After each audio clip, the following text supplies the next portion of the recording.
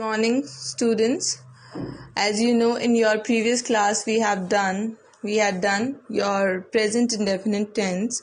So in today's class we are going to discuss about present continuous tense.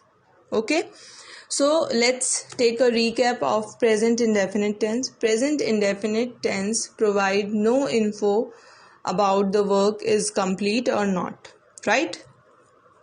And there are three types of sentences in present indefinite tense: affirmative, negative and interrogative, right? And Hindi में अगर हम present indefinite tense की पहचान देखें तो इन जो वाक्य जिनके अंत में ता है, ती है, ते है आते हैं वो प्रेजेंट इंडेफिनिट टेंस के होते हैं. ओके, और हमेशा हमें टाइम पे फोकस करना चाहिए कि किस टाइम पीरियड में वर्क हुआ है. If I give you an example, Abhishek has worked hard. Okay, so the tense is in present tense but the time here is in past time, right? So there is a slightest difference between tense and time. Okay, so that is all about present indefinite tense. Okay, present indefinite tense का हमें pattern भी पता है, subject plus verb की first form then object, right? So let's discuss now present continuous tense. Present continuous tense is a progressive tense, and if we in this the work is in continuity and it is not done yet. जो काम होता है वो continuity में होता है but not complete. Okay, the work is in process but not yet complete. The tense describe an action in progress or the continuity of an action in the present time, right? That is why it is called progressive tense. काम complete हो, ये काम complete नहीं होता but process में होता है. So इसके भी three types होते हैं: affirmative, negative and interrogative. Okay, so affirmative sentences positive sentences होते हैं. इसका पैटर्न ऑफ द सेंटेंसेस होता है subject plus is am are plus verb की ING form and then object. Okay, so he, she, it के साथ हम is helping verb use करते हैं, यू वी दे के साथ हम आर यूज करते हैं, आई के साथ हम एम हेल्पिंग वर्ब यूज करते हैं. Okay, he is working hard nowadays. So in this sentence pattern of the sentence subject plus is यानी कि helping verb and then verb की first form and then the remaining part of the sentence और object. Okay, इसी तरीके से I am writing a letter. So I के साथ हमने एम हमेशा आता है helping verb and then verb की first form ING form then object. Okay, plural person के साथ आर आता है helping verb, they are plucking flowers. So verb की first form plus ING form और ऑब्जेक्ट. वो इसे हम आईएनजी फॉर्म को हम प्रेजेंट पार्टिसिपल भी बोलते हैं, यानी कि V4, यानी कि वर्ब की fourth form of the verb यानी कि ING form. Okay, now negative में हमें पता है हमेशा subject plus helping verb then not then verb की ING form and then object. So look at the pattern of the sentence here. He is not writing, he is not working hard nowadays. Okay, हमने इन्हीं sentences को convert किया है. Okay, in negative I am not writing a letter.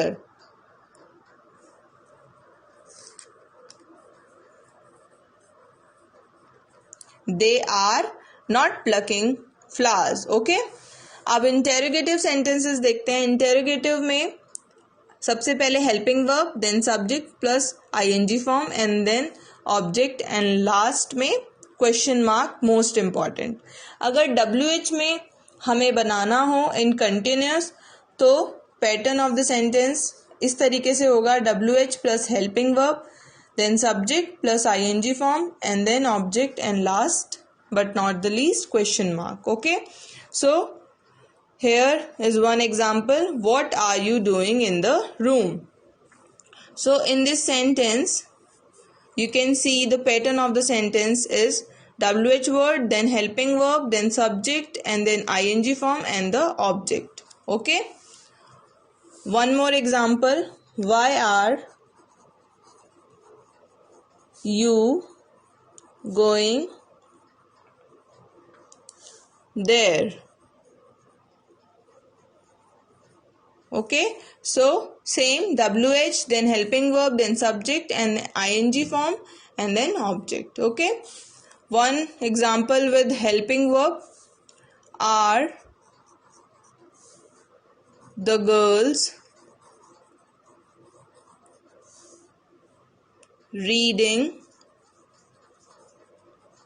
in the room? And then question mark. अब हमने जो ये sentence बनाए थे इन्हीं का कोई एक बनाए अगर हम, like I am writing a letter, तो am I writing a letter and then question mark. Okay, so this is about interrogative sentences in present continuous tense. Okay, now let's discuss about present perfect tense. Okay, present perfect से, perfect से ही हमें समझ में आता है कि जो काम है वो कंप्लीट हो चुका है। द एक्शन और process has been completed, right? और we can say the work is done now, right? So इसके भी 3 पार्ट होते हैं।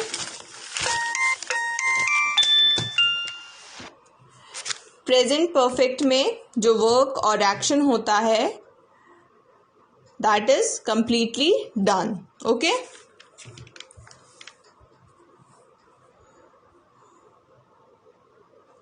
एक्शन और process that has been done.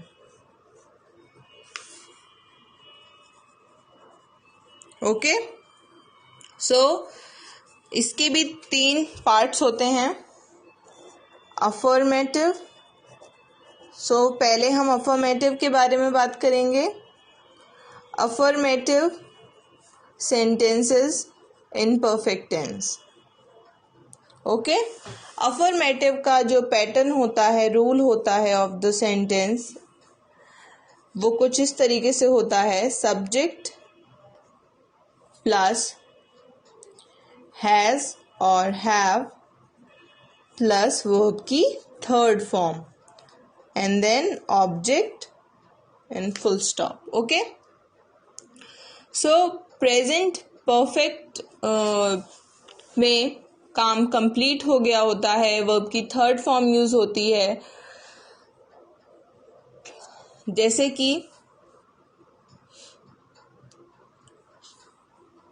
Examples देखिए, she has written a story today. So यहाँ पे प्रेजेंट टाइम में ही है सेंटेंस भी एंड टेंस भी, right? She has written a story today. इसकी पहचान होती है हिंदी में चुके हैं, चुका है, चुकी हैं लिया है, दिया है, किया है, मतलब काम पूरा हो गया, मतलब वह आज एक स्टोरी लिख चुकी है, right. So in affirmative we know the pattern of sentences now.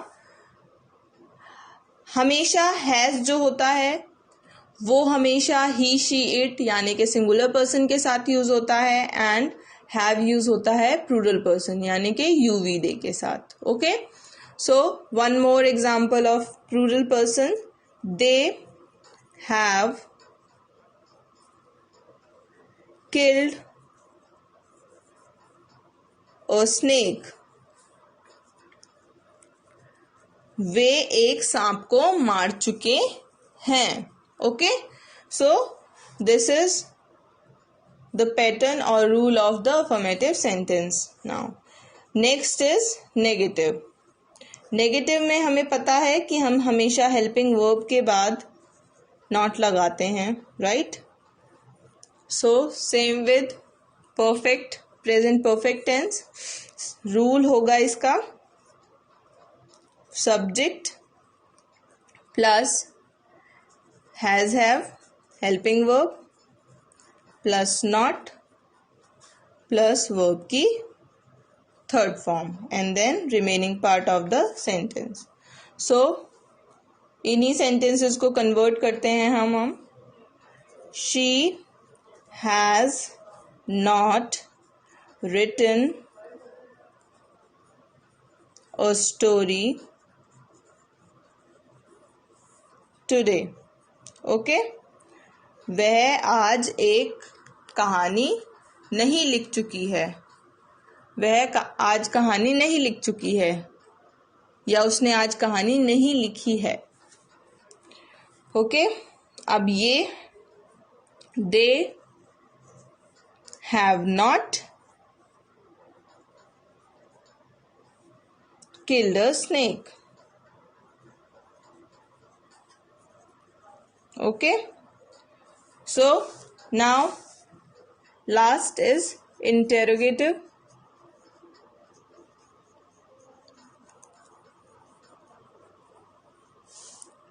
Sentences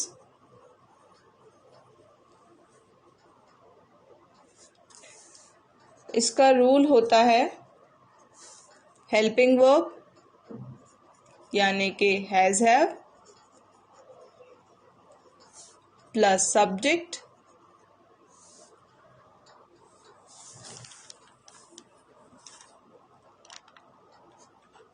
plus verb की